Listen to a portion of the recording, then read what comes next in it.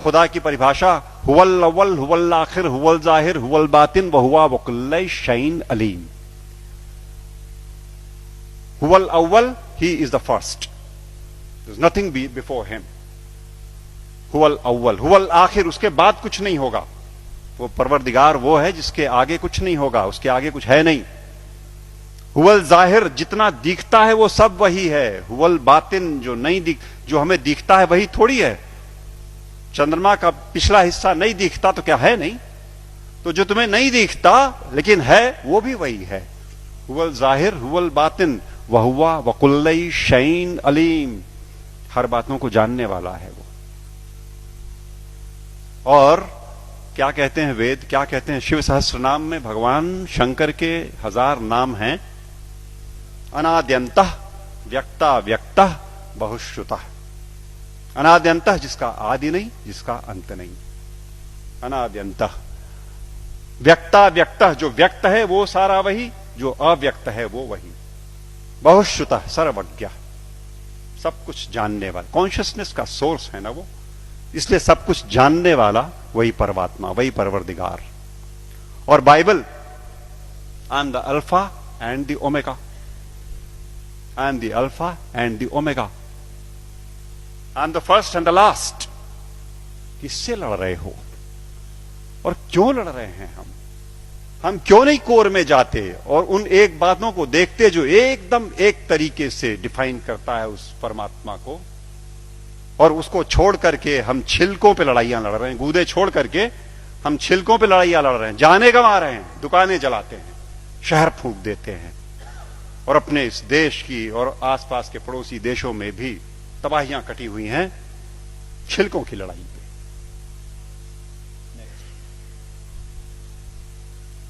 सूफी फकीर कहता है अन अल हक, ट्रांसलेटेड इट मीन्स अहम ब्रह्मास्मि, आई एम द सेम। अन अल हक, ये सूफी फकीर बोलते हैं। लेकिन हम हैं कि लड़ने से बाज नहीं आने वाले। हम हैं वो इसे नहीं सुनेंगे, न मानने को तैयार होंगे। वो वही बात होली बाइबल जब कहती है कि I am the way the truth and the life, no one cometh unto the father but by me. But by me means through the soul, जो हमारे अंदर वो ज्योति का पुंज है, उसी के थ्रू रास्ता अंदर जाएगा। एक बात और, वेद कहते हैं न तस्य प्रतिमा अस्ति यस्य नाम महद्यशः, उसकी परवरदिगार की कोई मूर्ति नहीं बन सकती। वेद कहते हैं निराकार ब्रह्म को जब परिभाषित करते हैं तो कहते हैं न तस्य प्रतिमा अस्ति यस्य नाम महद्यशः। गुरुजी बैठे हुए हैं, कुछ अगर खोट हो तो टोक देंगे। वो जो मूर्ति पूजन गलत नहीं है, अपने हिसाब से उन्होंने कहा वो इनिशियल स्टेजेस में आपके लिए ठीक है, करो आप, भाव आपने वहां प्रतिष्ठा की, आपको परिणाम देगा। लेकिन सच मायने में जो निराकार पर ब्रह्म है उसकी मूर्ति वूर्ति नहीं बननी। तो बातें फिर वही सारी की सारी, जहां एका है वो देखेंगे नहीं, जहां झगड़ा है वहां बैठे हुए हैं, वहां हथियार निकाल लिए हैं। नेक्स्ट, सच बात तो यह है कि आज की दिक्कत यह है कि ये अधर्म जो है ये धर्म के रूप में चला आया है। समस्या ये हो गई, जो नहीं करने लायक बातें हैं उन्हें हम मानते हैं कि ये धार्मिक है। सती प्रथा थी कभी इसी देश में ना, 6 साल की बच्ची का ब्याह कर दिया, उसे शादी पता नहीं, गुड़िया गुड्डी खेलती हुई, और वो बैठी और मिठाई खा करके बीवी बन गई, पत्नी हो गई। और बगल के गांव का लड़का 8 साल का किसी बीमारी में चला गया, अब ये सती हो गई। अब इसे चढ़ा दो किसी ढेर सारे लकड़ी के ढेर पे और लाठियों से पीट के और ढोल डपाटे मचाते हुए सती कर दो। पागलपन। It was never a prescription of any of the religions that we have. लेकिन वो एक बार धर्म मान लिया लोगों ने तो अपनी बेटियों को जला दिया। दिक्कत तब है जब देश में अधर्म धर्म का लबादा ओढ़ के आता है, लड़ाई लंबी हो जाती है। हम उसे धर्म मानते हैं जो अधर्म है। अभी चल रहा है, मैंने कैंपेन किया जबलपुर में, एंटी क्रैकर कैंपेन। दिवाली पे मर्यादा पुरुषोत्तम भगवान राम के आगमन के नाम पे ये देश, विश्वनाथ जी, 6000 करोड़ रुपए का बारूद अपने आसमान में भरता है। 6,000 करोड़ का बारूद उस देश में जहां दिवाली के दिन करोड़ों के हाथ में एक बताशा नहीं और एक दिया नहीं। अधर्म। जुआ खेलते हैं, शराब पीते हैं, दिवाली में लक्ष्मी जी प्रसन्न हो जाएंगी जुआ खेलने से। What a madness is that.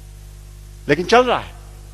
अधर्म जब धर्म का लबादा ओढ़ के घुसेगा समाज में तो नहीं निकलेगा आसानी से, और अगर वो निकलेगा आपके प्रयास से।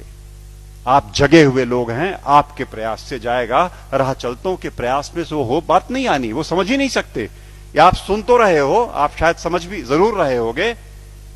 इस देश का एक बड़ा हिस्सा इन बातों को न सुन पाएगा न समझेगा। धैर्य नहीं उसके पास, समझ भी नहीं उसके पास।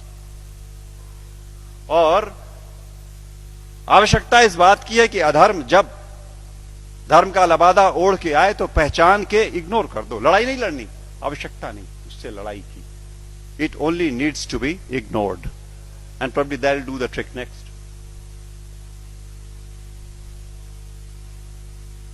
सच बात तो यह है कि हम, जैसा मैं कह रहा था, कि हम छिलकों की लड़ाई में लगे हुए हैं, गूदे की ओर ध्यान नहीं दे रहे।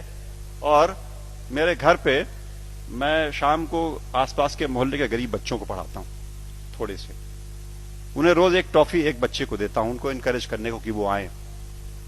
और वो अब जाके थमा है कुछ दिनों पहले, वरना रोज का झगड़ा था। एक टॉफी लाल रैपर में, हरे रैपर में, पर्पल रैपर में।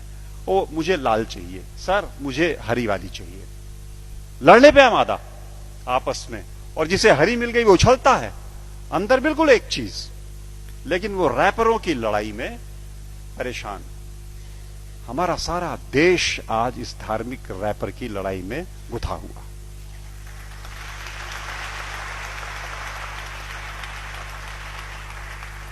और यकीन मानो आपकी वो परवरदिगार ऊपर से देखता होगा तो बड़ा हंसता होगा। ये मनुष्य मेरा इंटीग्रिटी और मेरा कंपैशन लेकर के पृथ्वी पर मेरे नुमाइंदे बन करके इन रैपर्स में उलझे हुए लड़ रहे हैं। और ये मेरे घर की छत के बच्चे तो चलो खाली आवाज कशी करते हैं, यहां तो चाकू लगा देते पेट में, यहां तो जान मार देंगे, दुकानें जला देंगे, शहर लूट लेंगे। उन रैपर्स की लड़ाई में कब तक चलेगा मित्रों? सच बात तो यह है, मैं हल्का महसूस कर रहा हूं आज आपके बीच में ये बातें कह करके। मैंने ये बोझ उतार करके आपके कंधे पे डाला। आज मैं अकेला था ये बात बोलने को। आज के बाद आप सबके ऊपर ये जिम्मेदारी है कि आप एक बार रुको, ठहरो, सोचो, जागरूक हो और जागरूक करो औरों को, वरना ये देश की तबाही ऐसे ही चलती रहेगी। नेक्स्ट।